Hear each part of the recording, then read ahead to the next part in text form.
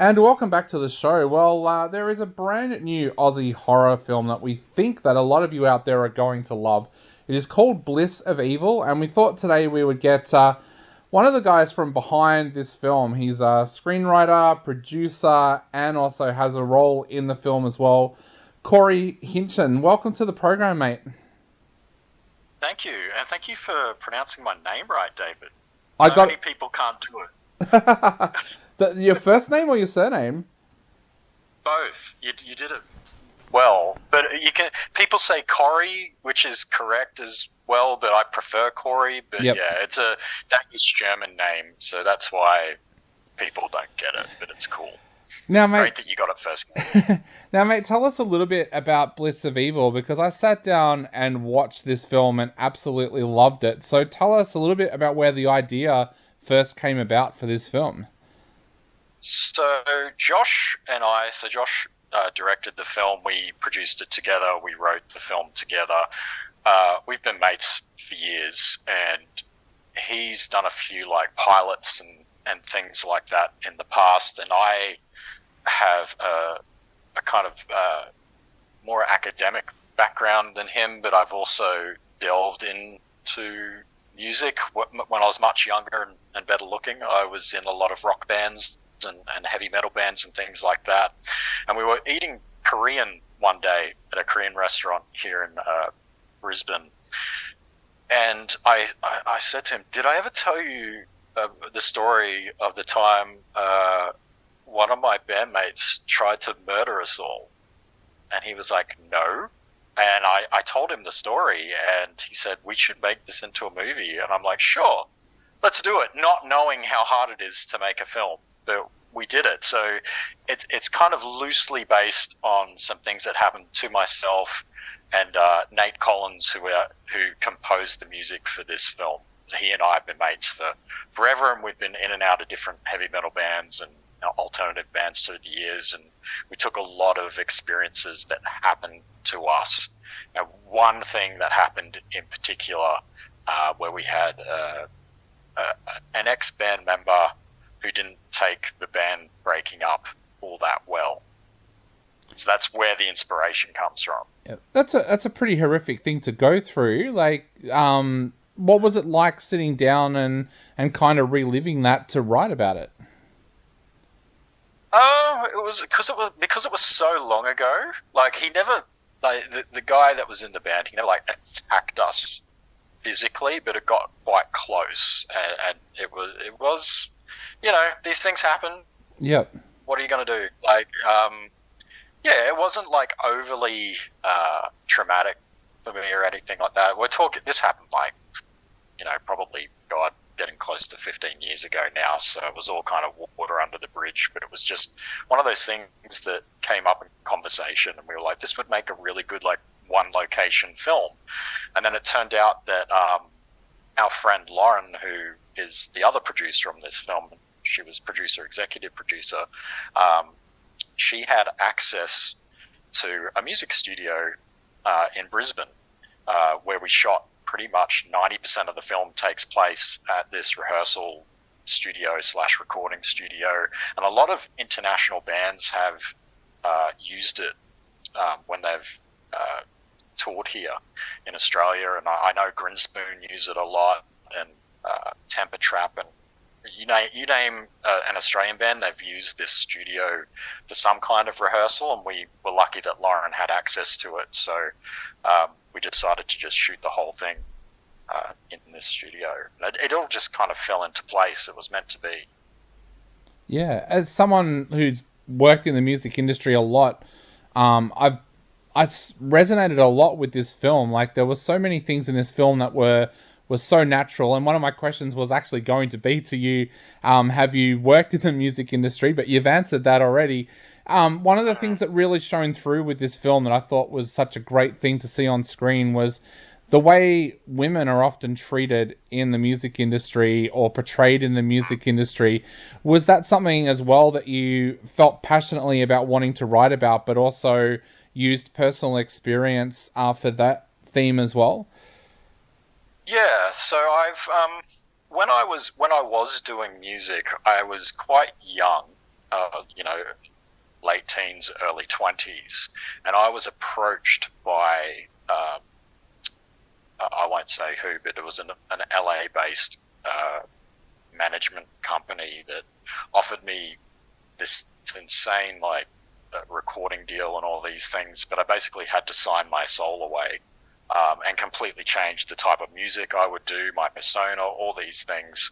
And, you know, working kind of within that industry and seeing how, and this is as a male, and then you see how women are treated at the same, and they're just treated terribly, and there's a lot of pressure put on them and things like that. And there's obviously, you know, a sleazy side to not just the music industry, but the entertainment industry in general, like with its approach to how women are treated. So we really kind of wanted this to be a female-centric, almost, I would guess, a female empowerment type story. Yeah.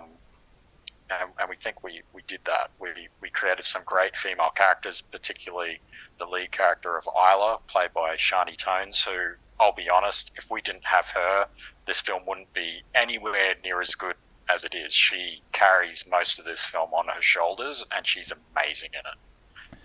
I was going to ask you about the casting a little bit. I just wanted to talk a little bit about the screenwriting, though. How did you find that process, sitting down and writing the screenplay?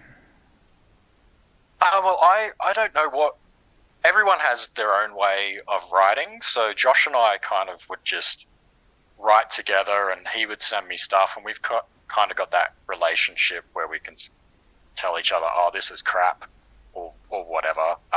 You know, I've written several other scripts that are in development at the moment, and it was a similar process where, you know, we write quite quickly, and then we'd give very blunt feedback and change things, and we'd also reach out to other people, like, so again, Nate Collins, who was our composer, and he and I were in the bands together, like I said before. He also had a bit of input there with story stuff and saying, no, this person wouldn't say this, they'd say that, and those kind of things. So, you know, having that kind of friendship where you can just be straight up with people and be like, no, this is crap, write it this way, really helped.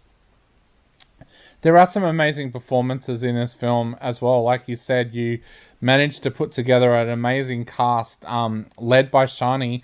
How did you go about the casting process? Were these actors and actresses that you already knew, or did you do an open casting call? No, we didn't do any auditions at all. With Shani, Josh was friends with her, and they'd worked on a pilot previously that never kind of, like, they made the pilot, and then whoever was behind it didn't decide, they decided not to go ahead with it. So Josh knew Shani, and he was like, no, Shani's got to be the lead. And then everyone else was just people either Josh knew or our cinematographer, Damien, people that he knew, all local people. And then a couple of people we approached because we went out and actively looked for people. So we went to local plays, stand-up comedy, all types of things, and we just approached people and said, hey, we've got this idea for a movie, we think you'd be great for this character, would you be interested? And we were lucky that, you know, the people that we wanted said yes. So tell us about the actual shoot now, because like you said, you used an actual rehearsal and recording studio. Did that make the film feel claustrophobic when you were filming it, or did that actually enhance the feeling because you were actually there in the setting? Yeah, I think it enhanced it because it was good, particularly for Damien, who shot the film. So he had like little maps drawn out, and he knew exactly where the camera was going to go for certain scenes. There were some scenes where it was really cramped, and you'd have, you know, we did shoot this like during COVID, so we're only allowed 10 people on set at once. But some of those rooms, like, you've been in rehearsal rooms before, yeah. Like, they're tiny, like, and getting like, you know, a bunch of people in that room, and it's not just the people on screen. You've got, you know, camera operator and boom mic, and then, you know, maybe a second camera, and somebody rigging up some some makeup or some blood to squirt and all that thing. I think it did help. But we only had we shot this over 13 days. So it was a really quick, like, bang, bang, bang shoot, because we only had the access for that little period. It was just under 2 weeks, and that was it. So we had to get everything we needed in that time, so everything was very, very quick. We'd only do some things, we'd do like one take. Some things we'd do two, but it was very quick. Wow. And playing the villain, how did you find that? Like, was that something that you'd planned from the start, or how did that come about? Not at all. Not at all. I never really had any interest in being an actor, but when we sat down and went over the funds, we just sat there and we went, we can't afford to pay another person, and we need someone that looked like they were a guitarist in a rock band. We needed somebody tall and fit that kind of mold. And I kind of just looked at everyone else, and I was kind of like, I guess it's me then. So I kind of got thrown into that, and I found it quite difficult because I was around these people that were trained and they could switch on like the crying and all that, and that was hard for me to wrap my head around. So I found there were times where I'd have to go off and just be in a room alone, and kind of find the character, I guess. Because it helped that I was, under a lot of makeup, like a lot of blood, and had contacts in and all that type of thing. So I felt like I could easily become a different person. And on set, being around good actors, I guess they elevated my performance, and they helped out with a lot of things. They'd say, do this instead of doing this, and stand here, and that kind of thing. So I enjoyed it, which was good. I randomly won like a supporting actor award at one of the many festivals we got into, which was very strange. I'm like, why are you giving me an award? I'm not a real actor, but everyone tells me I'm an actor now, so it is what it is. Definitely. Now, as you said, it was loosely based on real events that happened in your life as well. So when you sat down to work on the script, how did you decide which characters were going to make it through this film, which characters weren't going to make it?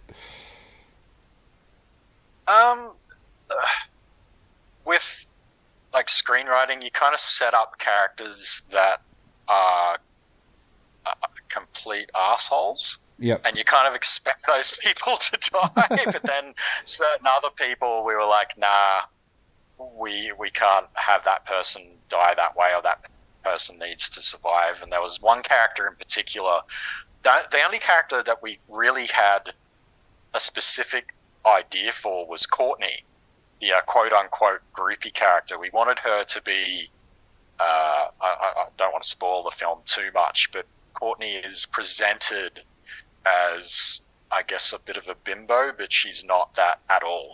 She's actually the smartest person in the entire film. So that was one thing that we were certain about. But everyone else, we were kind of like, the script went through like a bunch of rewrites, so I think the people who died and stuff changed a few times. Yeah, even the development of Bloodface, how did that come about when you actually sat down to work on it? Because, of course, in the most important thing almost for a horror film, if you're going to have a villain, is that villain is memorable. You want them to be like Freddy or Jason or someone like that. How did you go about developing that character to make sure people would remember Bloodface? Well, when we sat down, when we did the whole thing, we're like, okay, we're going to turn this into a film. Our blueprint was always the John Carpenter thing. So you look back at something like Halloween, and it was John Carpenter, Dean Cundy, Deborah Hill, this group of friends that came together to make the movie.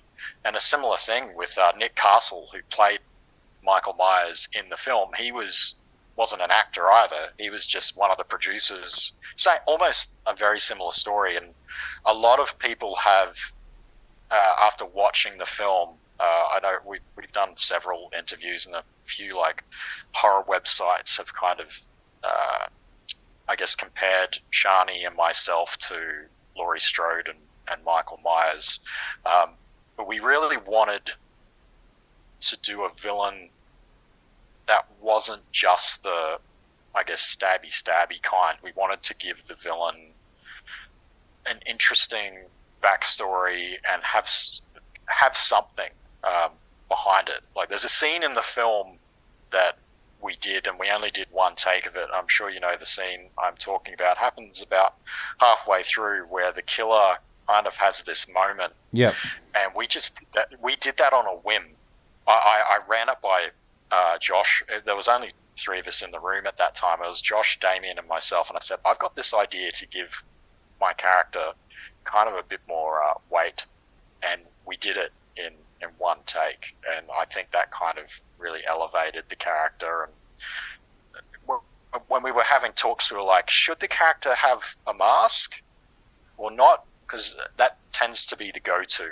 Yeah. You know, the character has a mask, whether it's a William Shatner mask or the Scream mask, things like that. But we wanted to go more of a Freddy direction, where it's my face. Because one of the makeup artists was like, she actually suggested it, because apparently I've got an interesting chiseled, I guess, I've got quite prominent cheekbones and things. So when I shaved my beard and stuff, it's quite easy to make that stand out with just the simple blood and the black eyes and things like that. So making it a bit more human, I guess, than just a guy in a mask.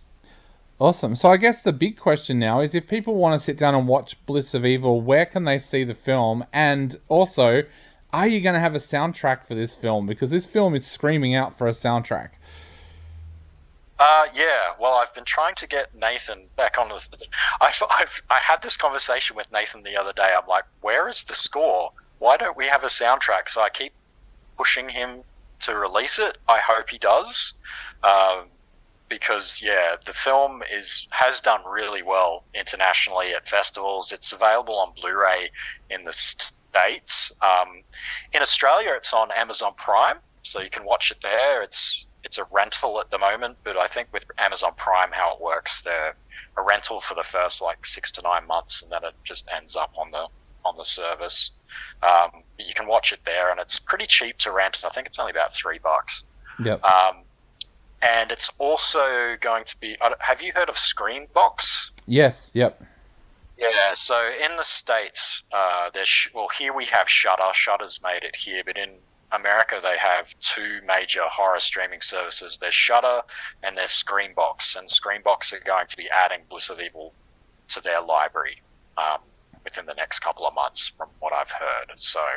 That doesn't help Australia, obviously, but it is on Prime here. But I will keep mentioning it to Nathan to pull his finger out and get the soundtrack released, because I want a copy of it for my collection too. That would be amazing. Now, Corey, to finish off, what would you like to say to people out there who are about to sit down and watch Bliss of Evil for the first time? Go into it with an open mind. Don't expect a traditional slasher film. There's a few things that are going on that are a bit deeper